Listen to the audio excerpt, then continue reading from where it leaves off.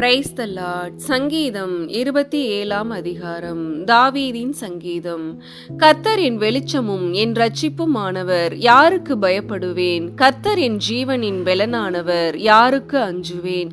என் சத்துருக்களும் என் பகைஞருமாகிய பொல்லாதவர்கள் என் மாம்சத்தை பட்சிக்க என்னை நெருக்குகையில் அவர்களே இடறி விழுந்தார்கள். எனக்கு விரோதமாக ஒரு பாளையம் இறங்கினாலும் என் இருதயம் பயப்படாது. என்மேல் யுத்தம் எழும்பினாலும் இதிலே நான் நம்பிக்கையாய் இருப்பேன். கர்த்தரிடத்தில் ஒன்றை நான் கேட்டேன், அதையே நாடுவேன்.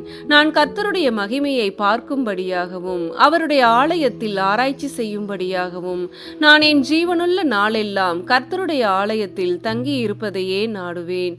தீங்கு நாளில் அவர் என்னை தம்முடைய கூடாரத்தில் மறைத்து என்னை தமது கூடார மறைவிலே ஒளித்து வைத்து என்னை கன்மலையின் மேல் உயர்த்துவார்.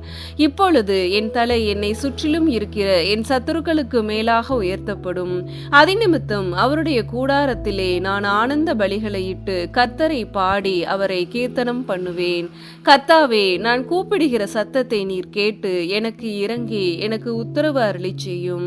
என் முகத்தை தேடுங்கள் என்று சொன்னீரே, உம்முடைய முகத்தையே தேடுவேன் கர்த்தாவே என்று என் இருதயம் உம்மிடத்தில் சொல்லிற்று.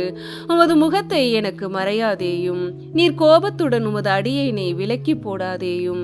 நீரே எனக்கு சகாயர். என் இரட்சிப்பின் தேவனே, என்னை நெகிழ விடாமலும் என்னை கைவிடாமலும் இரும்.